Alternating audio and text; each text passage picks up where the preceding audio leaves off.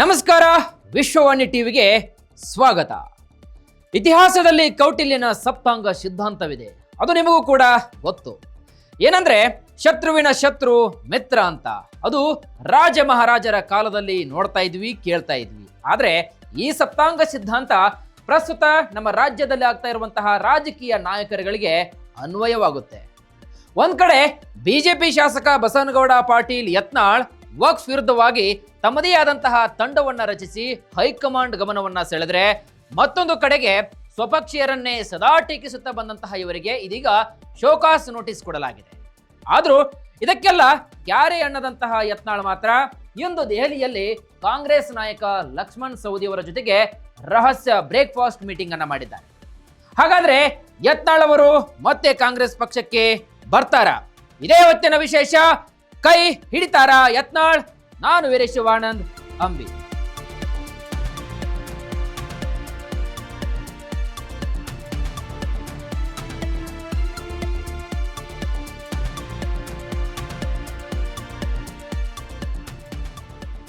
ರಾಜ್ಯ ರಾಜಕೀಯದಲ್ಲಿ ಒಡೆದಾಳುವ ನೀತಿ, ಬಣಗಳ ಬಡಿದಾಟ, ಕಾಂಗ್ರೆಸ್ ಪಕ್ಷ ಮತ್ತು ಬಿಜೆಪಿಯ ಪಾಳಯದಲ್ಲಿ ಯಾರಿಗೆ ಯಾರು ಕಡಿಮೆ ಇಲ್ಲ ಎಂಬಂತೆ ಪೈಪೋಟಿಯನ್ನ ನಡೆಸ್ತಾ ಇದ್ದಾರೆ. ಅದರಲ್ಲೂ ಬಿಜೆಪಿ ಪಾಳಯದಲ್ಲಿ ಸ್ವಲ್ಪ ಹೆಚ್ಚಾಗಿಯೇ ಕಂಡು ಬರ್ತಾ ಇದೆ. ಇತ್ತೀಚಿನ ದಿನಗಳಲ್ಲಿ ಅದು ಬಿಜೆಪಿಯಲ್ಲಿ ಹೆಚ್ಚಾಗಿ ಕಂಡು ಬರ್ತಾ ಇದ್ದು ಹೆಚ್ಚಾಗಿ ಸೌಂಡ್ ಕೂಡ ಮಾಡ್ತಾ ಇದೆ. ಇನ್ನು ಬಿಜೆಪಿ ಪಾಳದಲ್ಲಿ ಅತಿ ಹೆಚ್ಚಾಗಿ ಸದ್ದು ಮಾಡ್ತಾ ಇರುವಂತಹ ಆ ಒಂದೇ ಒಂದು ಹೆಸರು, ಅವರೇ ರೆಬಲ್ ನಾಯಕ, ಬಂಡಾಯ ನಾಯಕ, Hindu fire brand, the one and only Basanagouda Patil Yatnal. ಯಾಕಂದ್ರೆ ಮೊನ್ನೆ ನೋಡಿದ್ರೆ ಯತ್ನಾಳ್ ಅವರಿಗೆ ಬಿಜೆಪಿಯಿಂದ ಶೋಕಾಸ್ ನೋಟಿಸ್ ಅನ್ನ ನೀಡಲಾಗಿತ್ತು. ಇದರ ಬಗ್ಗೆ ಯತ್ನಾಳ್ ಅವರನ್ನ ಕೇಳಿದ್ರೆ, ವಾಟ್ಸಪ್ ನಲ್ಲಿ ಹರಿದಾಡುವಂತಹ ಫೋಟೋಗಳನ್ನ ನಂಬೇಡಿ, ನನಗೆ ಯಾವ ರೀತಿಯಾದಂತಹ ಯಾವುದೇ ಕಾರಣವಾದಂತಹ ನೋಟಿಸ್ ಕೂಡ ಬಂದಿಲ್ಲ ಅಂತ ಉತ್ತರಿಸಿದ್ದಾರೆ. ಹೀಗಿರುವಾಗ ಇಂದು ಬೆಳಗ್ಗೆ ಶಾಸಕ ಬಸನಗೌಡ ಪಾಟೀಲ್ ಯತ್ನಾಳ್ ಮಾತ್ರ ಕಾಂಗ್ರೆಸ್ನ ವಿಧಾನ ಪರಿಷತ್ ಶಾಸಕ ಲಕ್ಷ್ಮಣ್ ಸವದಿ ಅವರು ದೆಹಲಿಯಲ್ಲಿ ಬ್ರೇಕ್ಫಾಸ್ಟ್ ಮೀಟಿಂಗ್ ನಲ್ಲಿ ರಹಸ್ಯ ಮಾತುಕತೆಯನ್ನ ನಡೆಸಿದ್ದಾರೆ. ಇನ್ನು ಈ ಬಗ್ಗೆ ಮಾಧ್ಯಮದವರು ಕೇಳಿರತಕ್ಕಂತಹ ಪ್ರಶ್ನೆಗೆ ಉತ್ತರವನ್ನು ನೀಡಿರತಕ್ಕಂತಹ ಲಕ್ಷ್ಮಣ್ ಸವದಿ ಅವರು, ಬಸನಗೌಡ ಪಾಟೀಲ್ ಯತ್ನಾಳ್ ಅವರು ನಮ್ಮ ಪಕ್ಕದ ಜಿಲ್ಲೆಯವರು, ನಮ್ಮ ಸ್ನೇಹಿತರು ಹೌದು, ಆದ್ದರಿಂದ ಭೇಟಿಯಾದ್ವಿ ಅಂತ ಹೇಳಿದ್ದಾರೆ. ಅಷ್ಟೇ ಅಲ್ಲದೆ ಯಾವ ಉದ್ದೇಶಕ್ಕೆ ಯತ್ನಾಳ್ ಅವರನ್ನ ಭೇಟಿಯಾದ್ರಿ ಅಂತ ಮಾಧ್ಯಮದವರು ಕೇಳಿರ್ತಕ್ಕಂತಹ ಪ್ರಶ್ನೆಗೆ, ಹಾಗೇನಿಲ್ಲ, ಯತ್ನಾಳ್ ಅವರು ದೆಹಲಿಯಲ್ಲೇ ಇದ್ದಾರೆ ಅಂತ ಗೊತ್ತಾಯ್ತು, ಹಾಗಾಗಿ ಸೌಹಾರ್ದಯುತವಾಗಿ ಕ್ಯಾಶುವಲ್ ಆಗಿ ಭೇಟಿಯಾಗಿದ್ದೇನೆ ಅಂತ ಹೇಳಿದ್ರು. ಈ ಮೀಟಿಂಗ್ ನಲ್ಲಿ ಮತ್ತೆ ಬೇರೆ ಏನಾದರೂ ಚರ್ಚೆ ಮಾಡಿದ್ರಾ ಅಂತ ಪ್ರಶ್ನೆಯನ್ನ ಕೇಳಿದಕ್ಕೆ, ಅವ್ರದ್ದು ಅವರಿಗೆ, ನಮ್ದು ನಮಗೆ ಅಂತ ದ್ವಂದ್ವಾತ್ಮಕ ಉತ್ತರವನ್ನ ನೀಡಿದ್ರು ಸವದಿಯವರು. ಹಾಗಾದ್ರೆ ಸವದಿಯವರು ಮತ್ತೆ ಹಳಮನೆ ಅಂದ್ರೆ ಬಿಜೆಪಿಗೆ ಬರುವಂತಹ ಪ್ರಯತ್ನ ಏನಾದರೂ ಇದೆಯಾ ಎಂದದಕ್ಕೆ ಯಾವುದೇ ರೀತಿಯಾದಂತಹ ಉತ್ತರವನ್ನ ನೀಡದೆ ತಮ್ಮದೇ ರೀತಿಯಾದಂತಹ ಸ್ಟೈಲ್ ನಲ್ಲಿ ಸ್ಮೈಲ್ ಮಾಡ್ತಾ, ನಾನು ಅರ್ಜೆಂಟ್ ಆಗಿ ಬೆಳಗಾವಿಗೆ ಹೊರಡಬೇಕು ಅಂತ ಪ್ರಶ್ನೆಗೆ ಉತ್ತರಿಸದೆ ಜಾರ್ಕೊಂಡಿದ್ದಾರೆ.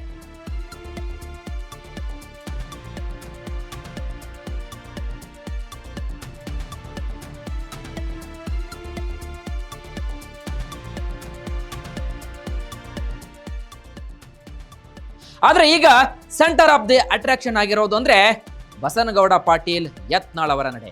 ಯಾಕಂದ್ರೆ ಮುಡಾ ಹಗರಣ ಯಾವಾಗ ಶುರುವಾಯಿತೋ ಅದರ ವಿರುದ್ಧ BY ವಿಜೇಂದ್ರ ಬಣದವರು ಬೆಂಗಳೂರಿನಿಂದ ಮೈಸೂರಿನವರೆಗೆ ಪಾದಯಾತ್ರೆಯನ್ನ ನಡೆಸಿದ್ರೆ, ಇತ್ತ ವಾಲ್ಮೀಕಿ ಹಗರಣಕ್ಕೆ ಸಂಬಂಧಿಸಿದಂತೆ ಶಾಸಕ ಬಸನಗೌಡ ಪಾಟೀಲ್ ಯತ್ನಾಳ್ ತಮ್ಮದೇ ಆದಂತಹ ಬಣವನ್ನ ಮಾಡಿಕೊಂಡು ಬಳ್ಳಾರಿವರೆಗೆ ಪಾದಯಾತ್ರೆಯನ್ನ ನಡೆಸಿ ರಾಜ್ಯದ ಗಮನವನ್ನ ಸೆಳೆದರು.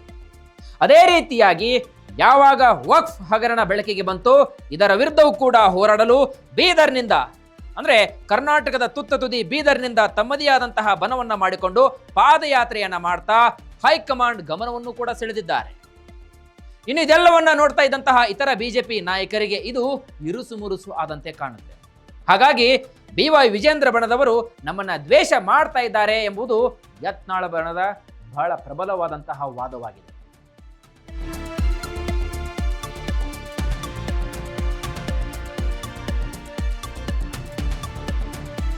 ಹಾಗಾದ್ರೆ ಬಸನಗೌಡ ಪಾಟೀಲ್ ಯತ್ನಾಳ್ ಬಿಜೆಪಿಯ ಎಲ್ಲ ನಾಯಕರನ್ನು ಕೂಡ ವಿರೋಧ ಮಾಡ್ತಾ ಇಲ್ಲ.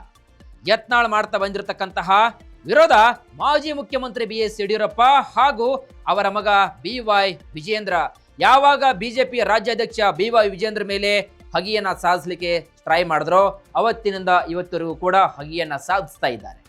ಇದಕ್ಕೆ ಒಂದು ಸುದೀರ್ಘವಾದಂತಹ ಕಾರಣವೂ ಕೂಡ ಇದೆ. ಯಾಕಂದ್ರೆ 2008ರಲ್ಲಿ ಬಸವನಗೌಡ ಪಾಟೀಲ್ ಯತ್ನಾಳ್ ಅವರು ಸಂಸದರಾಗಿದ್ದುಕೊಂಡೇ ವಿಧಾನಸಭೆ ಚುನಾವಣೆಗೆ ಸ್ಪರ್ಧೆಯನ್ನ ಮಾಡ್ತೀನಿ ಅಂದಾಗ ಮಾಜಿ ಮುಖ್ಯಮಂತ್ರಿ BS ಯಡಿಯೂರಪ್ಪ ಬಸವನಗೌಡ ಪಾಟೀಲ್ ಯತ್ನಾಳ್ ಅವರಿಗೆ ಟಿಕೆಟ್ ಅನ್ನ ನೀಡದೆ ಅಪ್ಪಾ ಸಾಹೇಬ್ ಪಟ್ಟಣಶೆಟ್ಟಿ ಅವರಿಗೆ ನೀಡುತ್ತಾರೆ. ನಂತರ ಯತ್ನಾಳ್ ಬಿಜಾಪುರ ಜಿಲ್ಲೆಯ ದೇವರ ಹಿಪ್ಪರಗಿ ಕ್ಷೇತ್ರವನ್ನ ಆರಿಸಿಕೊಳ್ತಾರೆ. ಆದ್ರೆ ಇಲ್ಲಿ ಬಸವನಗೌಡ ಪಾಟೀಲ್ ಯತ್ನಾಳ್ ಅವರಿಗೆ ಸೋಲಾಗುತ್ತೆ. ಇನ್ನು ಇದಕ್ಕೆ BSY ಅವರೇ ನೇರವಾದ ಕಾರಣ ಅಂತ ದೂರ್ತಾರೆ. ನಂತರ 2009ರ ಲೋಕಸಭಾ ಎಲೆಕ್ಷನ್ ನಿಂದ ಟಿಕೆಟ್ ಮಿಸ್ ಆಗುತ್ತೆ. ಇದಕ್ಕೂ ಕೂಡ ಮಾಜಿ ಮುಖ್ಯಮಂತ್ರಿ BS ಯಡಿಯೂರಪ್ಪ ಅಂತ ನೇರವಾಗಿ ಆರೋಪವನ್ನ ಮಾಡ್ತಾರೆ. ಇದೆಲ್ಲವನ್ನು ಕೂಡ ಗಮನಿಸಿದಂತಹ ಬಿಜೆಪಿ ವರಿಷ್ಠರು ಪಕ್ಷ ವಿರೋಧಿ ಆರೋಪದಡಿ ಯತ್ನಾಳ್ ಅವರನ್ನ ಉಚ್ಚಾಟನೆ ಮಾಡ್ತಾರೆ.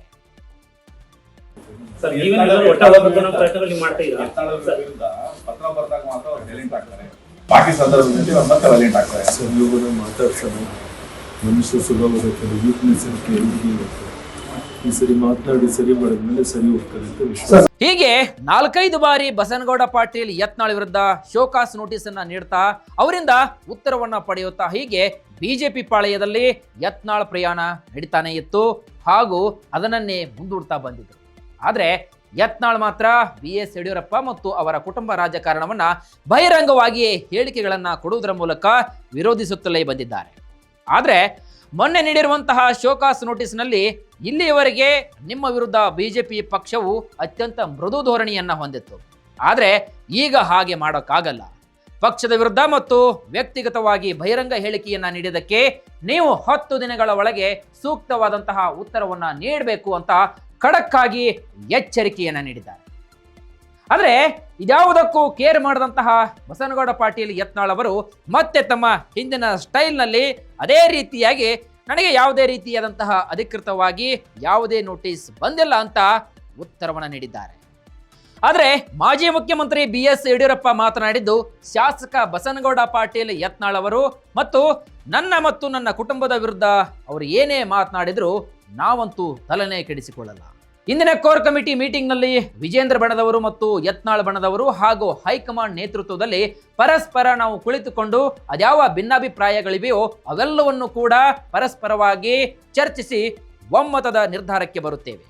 ಆ ಮೂಲಕ ನಮ್ಮ ಪಕ್ಷದಲ್ಲಿ ಹಾಗೂ ಪಕ್ಷವನ್ನ ಸಂಘಟಿಸುವಲ್ಲಿ ಹೆಚ್ಚಿನ ಗಮನವನ್ನ ಹರಿಸ್ತೇವೆ ಅಂತ BSY ಹೇಳಿದ್ದಾರೆ. ಮತ್ತೊಂದು ಕಡೆ ವಿಜೇಂದ್ರ ಬಣದವರು ಯತ್ನಾಳ್ ಅವರನ್ನ ಪಕ್ಷದಿಂದ ಉಚ್ಚಾಟಿಸಲೇಬೇಕಂತ ಪಟ್ಟು ಕೂಡ ಹಿಡಿದಿದ್ದಾರೆ.